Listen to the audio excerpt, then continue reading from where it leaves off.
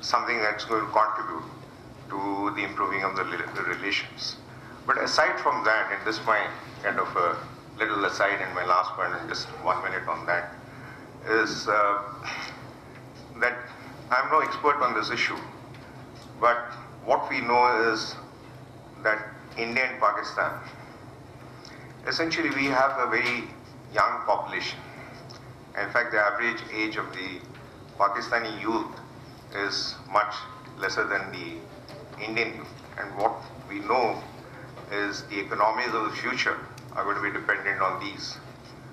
And the reason why India is important, largely to the world economy, is essentially also because of this youth. And therefore, one of the ideas that I kept discussing with Vice Chancellor Jung was that why is it not that we look at this youth as something which has an important role to play in the future, not only in terms of the economy, but if we are talking about a knowledge economy of the future, here is where it is actually located. And we can keep talking about it in India, and we can talk about it partially, but I think we are not complete and full unless and until we exploit the full potential of it through the youth. So these are some ideas I thought I'll just put on the table without having thought about it too well before. Thanks, Ajay. Thank you, Ajay. It's very interesting. We had Mr. Tharoor as the first speaker, who spoke very candidly and spoke in and through the realist framework. Then, of course, we had Mani Shankar Iyer, who presented to us a combination of the neoliberal and the idealist position.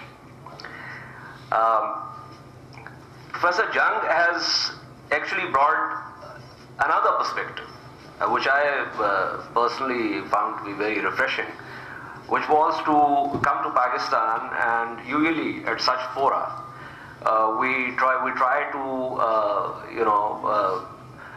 look outwards and begin with India-Pakistan relations.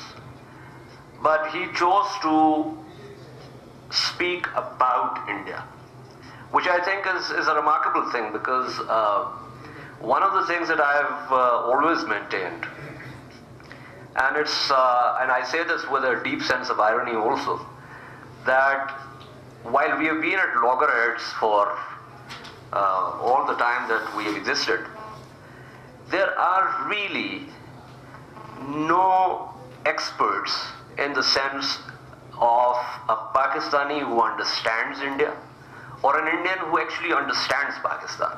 Our expertise is primarily India-Pakistan in terms of the realist framework, in terms of how we can put the squeeze on the other, the multi-layered realities of these two countries, more so in India than in Pakistan, we tend to avoid. I also remember that in the elections which BJP lost, I was just before the elections. I think the voting had started taking place, and I used to write for Indian Express. So they asked me to write something on the Indian elections. And I was talking to my editor and said, are you crazy? Are you asking a Pakistani to try and analyze this absolutely mind-boggling exercise where, even the Indian pundits who have been watching this all their lives are likely to be proven wrong? So I said instead I would actually write about how we are looking at this exercise in terms of its likely outcomes. Whether BJP comes back, and if BJP doesn't come back, when Congress comes back, then how is that going to impact India-Pakistan relations? One other interesting thing that Professor Jung talked about in terms of the democratic institutions, about, for instance, the Panchayati Raj, and the fact that right down the electoral exercise goes right down to the Panchayati Raj. It's very interesting, and again, there's a sense of irony here, that some years ago when Mani Shankar Iyer came here, He was then the Minister for Petroleum also, and additionally also the Minister for Panchayati Raj. Additionally petroleum actually. Additionally petroleum, yes, correction. I stand corrected. Additionally petroleum. Which is why that went away from him, incidentally. But Both went away from him. yeah, both went away from him. And he ended up with youth. So anyway, and he was primarily in Lahore. He was talking about then the IPI, which is now only IP. And so the other I is gone. And he was very enthusiastic about it. But at some point, after the reporters decided that, it was over, they started getting up. He said, no, hang on. There's another very important thing that I'm here for. So said, what? He said, I also want to study your devolution process, because I find that it is an amazing model that we could possibly replicate. Of course, as I said, the sense of irony is that we don't have that devolution process anymore. In fact, we really don't have any local governments in Pakistan right now. That, of course, links up with a larger problem of whether something which is done by a military general who comes to power, illegitimately, of course, the issue of legitimacy begins to haunt even the good steps that he might take. And in this particular case, I think the intentions were good, but the project has obviously come unstuck.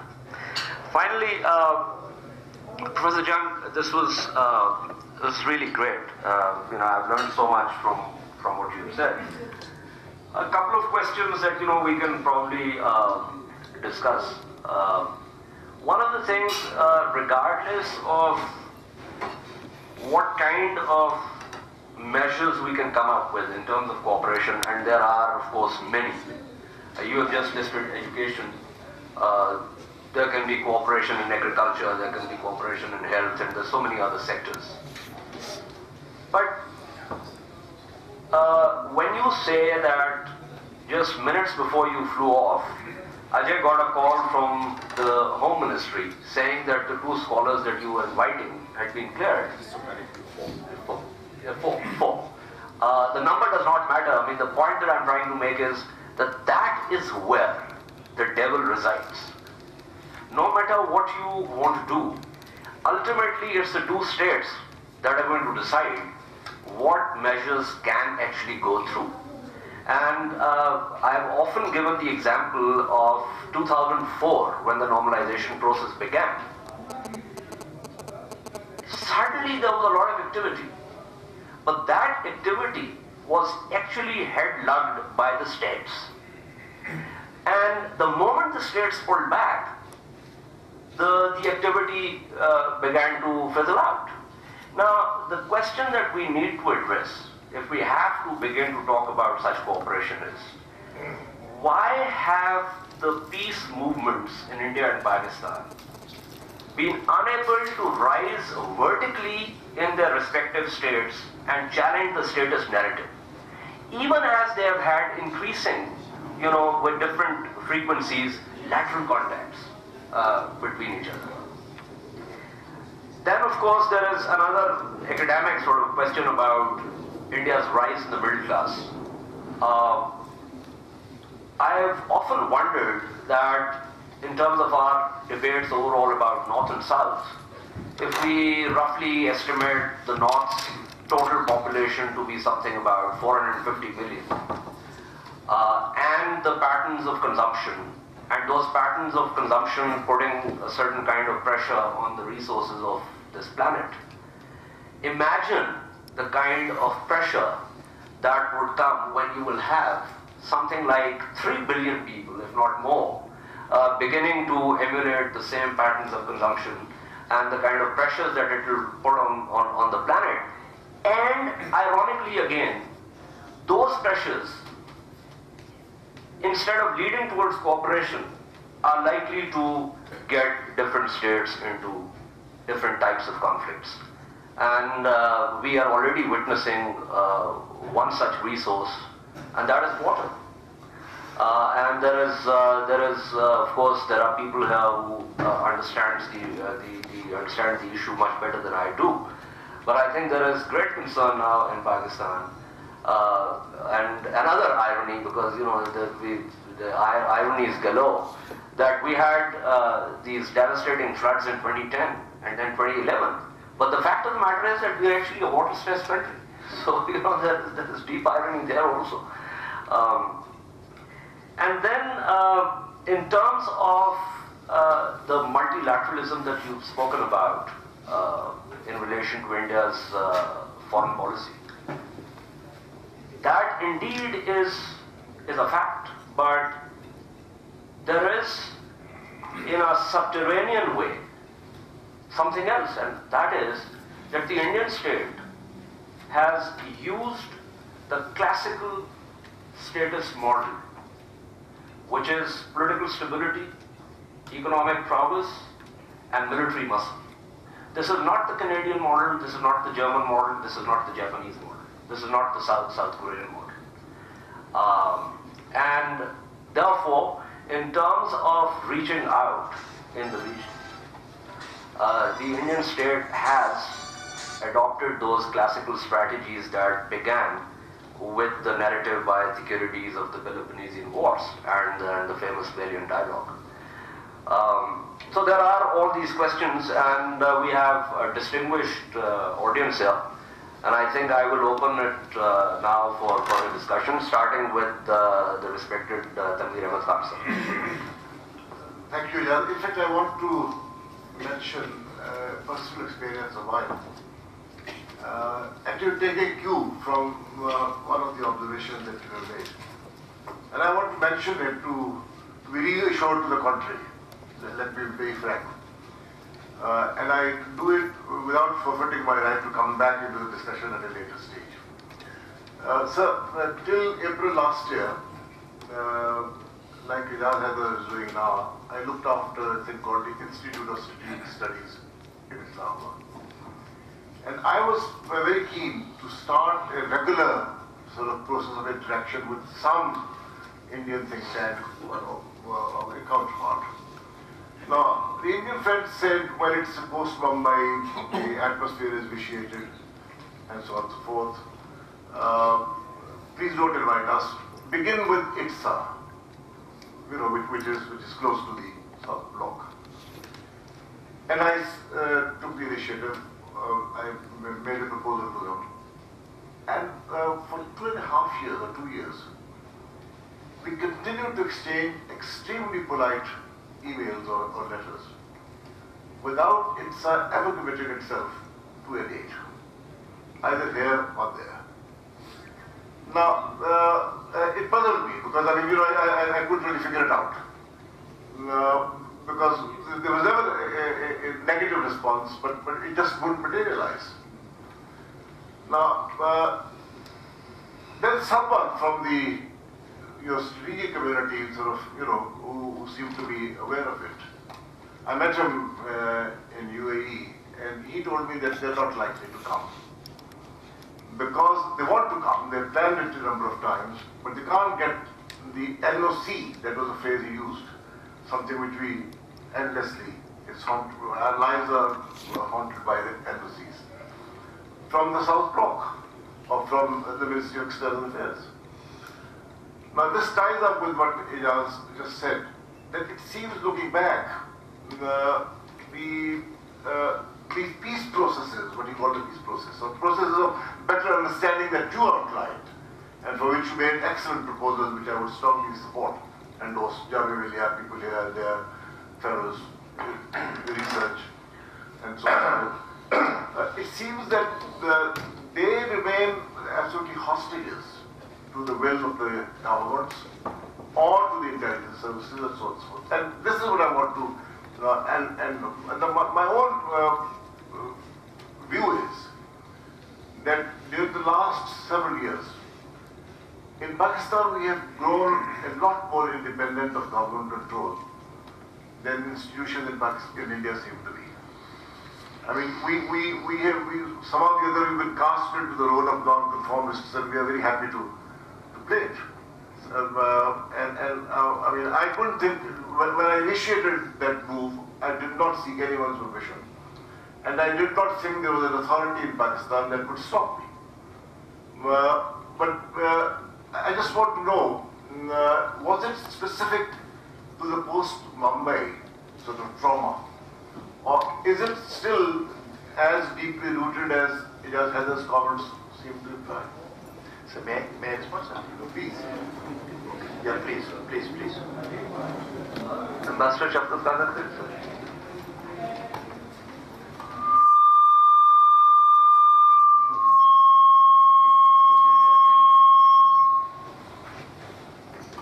Thank you, Ijaz. I've missed Professor. I'm from a family of teachers and preachers, so I think I'll speak loudly enough for everyone to hear. I've unfortunately missed Professor Najeeb Jung's lecture, but having dealt with India-Pakistan relations for 7 years in New Delhi and in Islamabad, I can dare say a few words. I think one of the features of our bilateral relation has been that the issues that are said to have bedeviled our relations essentially concern governments. Even the K question doesn't really concern the peoples of Pakistan and India. They concern the people of Kashmir, who are not being taken into consideration by either government in its articulation of the Kashmir position. You take the Sar Creek issue, it's a maritime boundary demarcation issue, doesn't concern the people. Whether you take the Walla Barrage or Tulbul navigation project, that again is of very limited value to the people of Pakistan. So the other question is that both countries have become independent of each other. Neither country depends on or needs the other for anything. We had an integrated economy, but within a few years of the establishment of the partition, both countries became perfectly independent of one another. And therefore, there hasn't been any strong compulsion. I think what we need to do is, we need to work in two tracks. One is, of course, to tackle the bilateral agenda, to which a number of items have been added since I left. That is terrorism, which is the common problem of both countries, but has become a factor in India-Pakistan relations. And the other is to identify areas which are not in the zero-sum category. Somebody's gain becoming somebody's loss. And that would sort of help. And what I have in mind is the past 10 years of my public life were in the United Nations, where I was dealing with global environmental issues. Now, if you look at the environmental issues of India and Pakistan, and particularly the problem of climate change, which, according to scientists in the world and the scientists in both countries, is going to vitally affect the economies and the societies of both countries. You mentioned the problem of water. And water is, of course, the most pressing because it has been a divisive issue between India and Pakistan. Where does the water come from? The water comes from the glaciers in the Western Himalayas, and the water comes from the monsoons. Both the monsoons and the glaciers are highly susceptible to climate change. And the cumulative effect of these two will be a net drop in the waters in the Indus River system.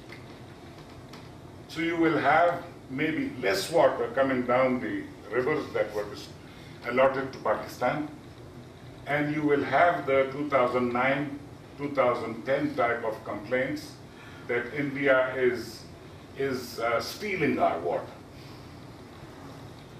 So I think the environment in general and climate change in particular provides one platform, the common challenge of climate change, provides one reason for both countries to work together to exchange information, carry out scientific investigations.